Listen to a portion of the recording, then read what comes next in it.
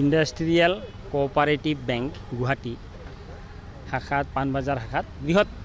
কেলেংকাৰী হৈছে স্কেণ্ডেল হৈছে আৰু এই বিষয়ে মই নাগৰিক সুৰক্ষা মঞ্চৰ প্ৰেচিডেণ্ট হিচাপে পাণবজাৰ থানাত যোৱা 15 তাৰিখে এফআইআৰ চাবমিট কৰিছোঁ। মোৰ কথা হ'ল যেতিয়া তাৰে শ্বেয়াৰ হোল্ডাৰবিলাকে দেখিলে যে তেওঁলোকৰ বেংকত কিছু পইচাৰ খেলি মেলি হৈছে তেতিয়া তেওঁলোকে কিছু তথ্য পাতি সংগ্ৰহ কৰিলে বেংকত তথ্য পাতি সংগ্ৰহ কৰি তেওঁলোকে দেখা পালে যে managing director chairman director adviser তেওঁলোকে বহুত টাকা তেওঁলোকে উঠাই লৈ গ'ল ধৰক এনেকুৱাভাৱে উঠাই লৈ গ'ল আৰু খালে ইয়াতে কোনো মানে কি নাই তাৰপিছত তেওঁলোকে মোক মাতিলে যে এনেকুৱা কি কৰা যায় তেতিয়া মই তেওঁলোকৰ লগত বহি আলোচনা কৰি মই পাণবজাৰ থানাত এফআইআৰ দিলোঁ। এতিয়া কথা হ'ল যে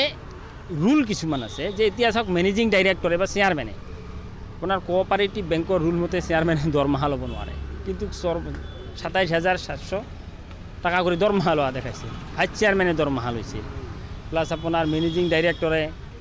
কি কয় ট্ৰেভেলিং বেনাঞ্চৰ নামত 63 লাখ টাকা উঠাইছে 2 মাহত য'ত কোভিড স্তব্ধ এৰিয়া গুৱাহাটীত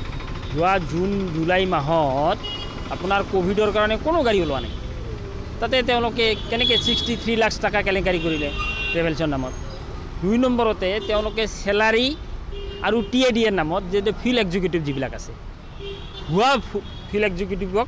9 কোটি 17 লাখ টকা দিয়া দেখুৱালে গতিকে এই বস্তুবিলাক তেতিয়া মই কি কৰিলোঁ যে এইবিলাকৰ ওপৰত এটা ইনকুৱাৰী হ'ব লাগে যাৰ কাৰণে মই কোনো ধৰণৰ কি নকৰি দ্বিধাবোধ নকৰি পাণবজাৰ থানাত উচিত তদন্তৰ কাৰণে এটা এফআইআৰ ফাইল কৰিলোঁ যাতে দুখীয়ে উপযুক্ত শাস্তি পায়।